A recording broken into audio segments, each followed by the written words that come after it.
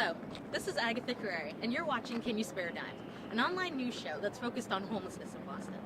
There are currently 4,400 homeless families in Boston. That's 128 more than last year's number.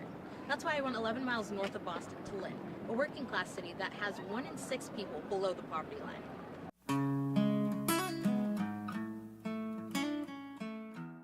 I spoke to Bridge House Shelter resident Julie Bond and Bridge House Shelter manager Danielle Rossway. Rossway has been working at the shelter for the past 7 years, including managing new residents, assigning chores to new residents, and lending both her ear and her shoulder. My name is Danielle Rossway, and I am the Housing and Stabilization Case Manager, and I've been here for just over 7 years. We take families, so we've had single dads, we've had single moms, we've had intact families, which is both parents and children. We've had grandparents who have custody of their grandchildren. So what defines a family these days is very different. I've had same-sex couples. So as long as they are married. Bridge House Family Shelter runs background checks on all its potential residents. Once their backgrounds have been cleared, then they're available to stay at the facility. There are also rules and whatnot, and they're in place for everyone's safety and well-being. They were put in place long before me, and they'll remain in place long after me, I'm sure. So while everything should be flexible, everyone's situation is different, you meet them where they're at. Some things aren't negotiable, and it's very difficult to tell a grown woman what time to go to bed. I know I always try to put myself in their shoes, that I wouldn't appreciate someone trying to tell me how to interact with my child, or what time I need to go to bed, or what time I need to clean something. But it's the trade-off of being in shelter. This is temporary emergency shelter. We're here to keep you safe and warm, and while you work on activities towards self-sufficiency to get out of here. And it's very difficult to have sometimes we house 11 families, but you can have up to 50 something people living under this roof from all those different backgrounds, and there's going to be clash. And I say try to treat it like a hotel, sort of, that you don't know who's in the room beside you, and you wouldn't just let your kids run up and down the halls of a hotel in a city somewhere. It shouldn't be any different here.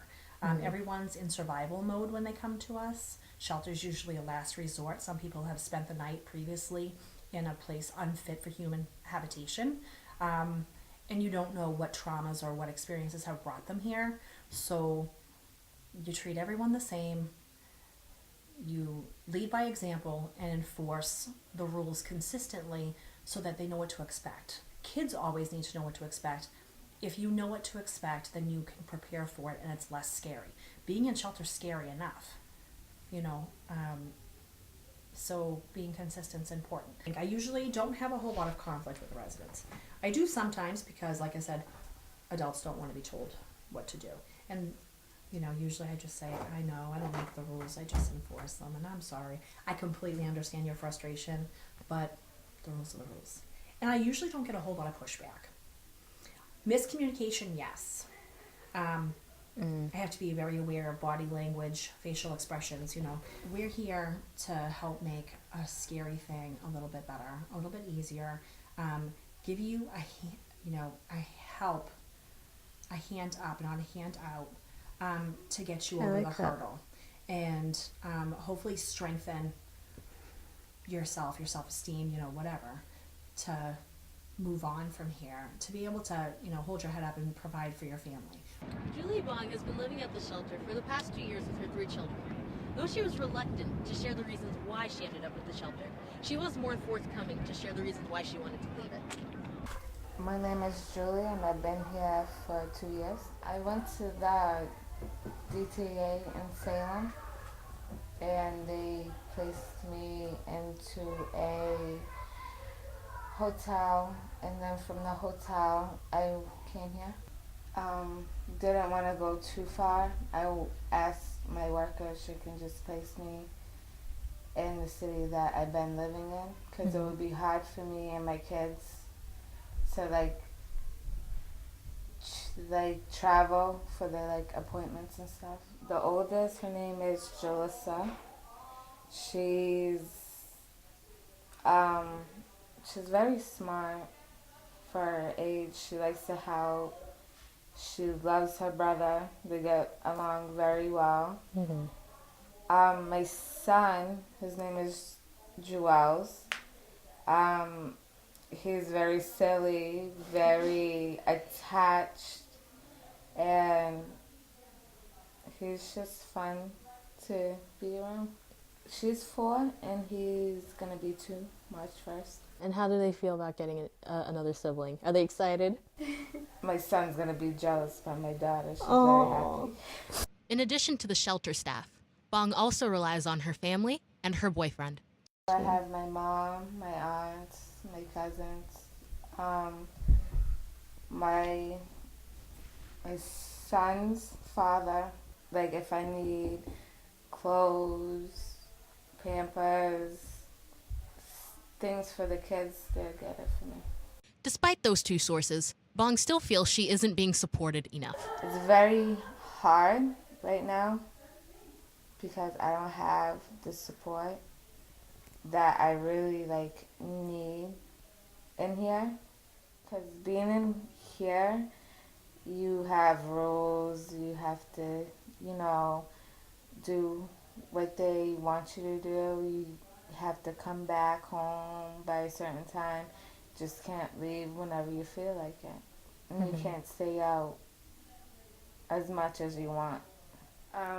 They want to help me get my boyfriend in here with me so I have more support and be less stressed. And it will make my housing opportunities because he has income and has been working. Each day might start at a different time for Julie and her 3 children, but has more or less the same activities. Getting the kids up and ready for daycare, doing the chores assigned to her, having a quick breakfast, and making plans with her boyfriend for the future. I'm working on getting my SSI back on instead of going through the DTA to get cash benefits. I want my own place with my 3 kids. I don't want to live off of my mom my whole life. Before, like I said, I thought homeless was like, people on the street, people living in cardboards, they're disgusting, they don't take showers. Like now that I see how people in shelters are, like they're not any different. Homelessness is a complex issue, and that's the first thing that we need to understand before we roll up our sleeves and work to fight it. That's the fact that struck me the most when I left my interview at Bridge House. Not everyone at the shelter has a clear-cut plan as to how they're going to work to become more self-sufficient and ultimately leave the shelter. It's through listening to stories like Julia's that we can actually work to understand what this issue entails and make a difference.